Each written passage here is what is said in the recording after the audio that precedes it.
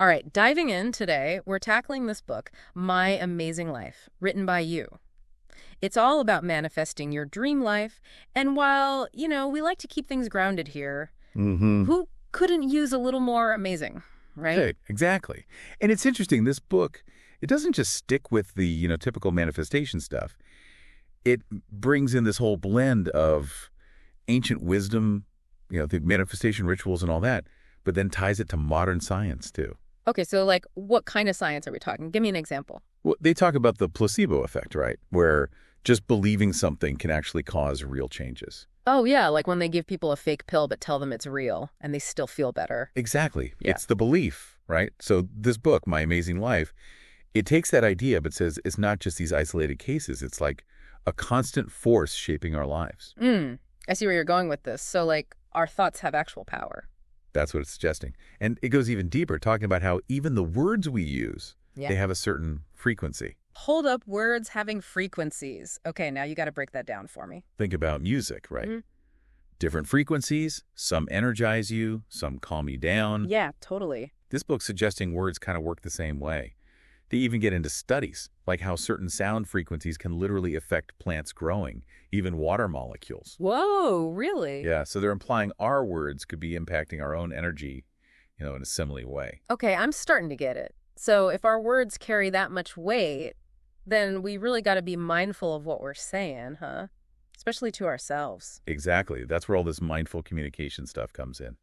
Being aware of what we say out loud, but also that inner voice. Right, right. Because saying I'm terrible at this is way different than saying I'm still learning. There you go. And the book's got all these examples. It calls them low frequency words versus high frequency. Like instead of I can't, it'd be I'm learning how to. Okay, so swapping out the negative for positive. But it can't just be about thinking positive, can it? At some point, you got to actually do something, take action. 100%.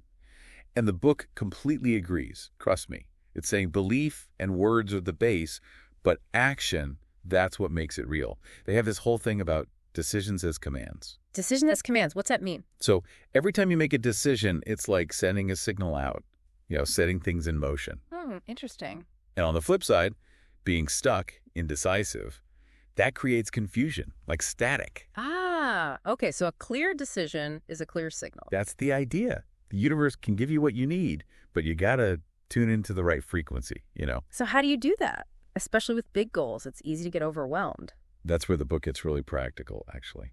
Break it down, they say. Smaller steps. Instead of like write a whole book, it's write for 10 minutes. Way less scary, right? Exactly. It's all about the momentum, see? Each step, even a small one, it reinforces your belief. It's like, what's that saying? A journey of 1,000 miles. Starts with a single step. There you go.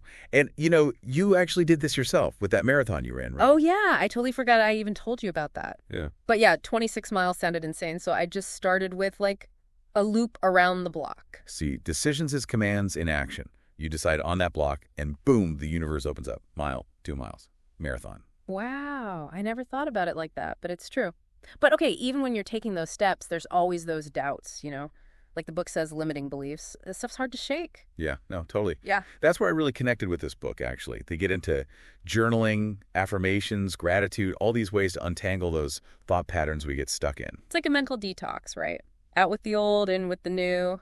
I've tried affirmations before, but this book makes a good point about doing them consistently. Consistency is key, for sure. They call it like mental reprogramming, rewiring your brain for success. But like any workout, you got to put the time in. And show up even when you don't feel like it. So we're working on the self-talk, changing those beliefs, but there's this other piece too, right? The book talks about self-love. Can't really have one without the other, I'd say. Totally agree. They're saying self-love, that's the real foundation for confidence. When you really believe in yourself, you take more risks, you go for it, and that's how you get that amazing life. It's powerful stuff. And it's not about being arrogant or anything. It's more about knowing you're worthy. And that confidence, it spreads, doesn't it? Like the book says. Totally. When you're feeling good, it's contagious. It lifts everyone up, not just you. Right.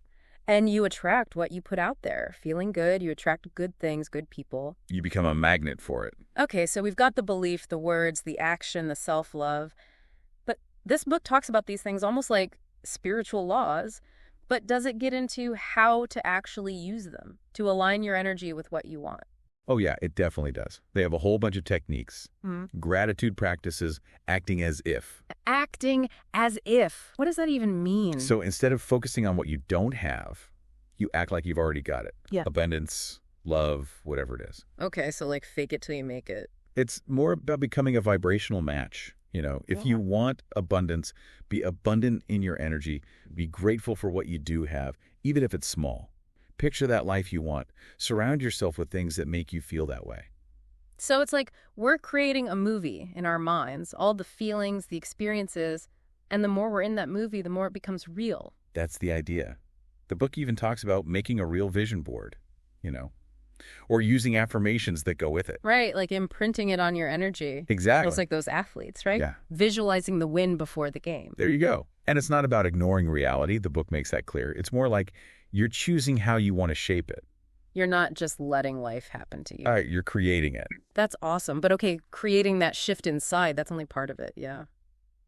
The book also talks about this inspired action. What does that mean? It's like bridging the gap, right? Between thinking and doing. Following those nudges you get, those little synchronicities, when you're on the right path. So you're not forcing it, but you're open to the opportunities. Exactly. Taking those steps that feel good, that move you forward. Trusting that the universe has your back, even when things get messy. Because they always do, right? Oh, yeah. But even then, it's like, okay, what did I learn?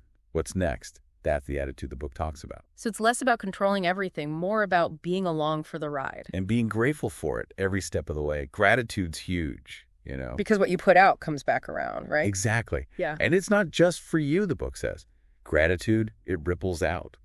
Relationships, communities, even the whole world. Wow, that's beautiful. Okay, we covered so much. Belief, words, action, self-love, gratitude. What's the one thing you hope people take away from all this? Especially if they're really trying to make their life amazing. You're in control. You get to choose your thoughts, your words, your actions, and that's how you create your reality. Own that power. Love it. So believe in yourself, trust the journey, and keep exploring those possibilities. They're endless. Until next time on The Deep Dive, keep those amazing journeys going.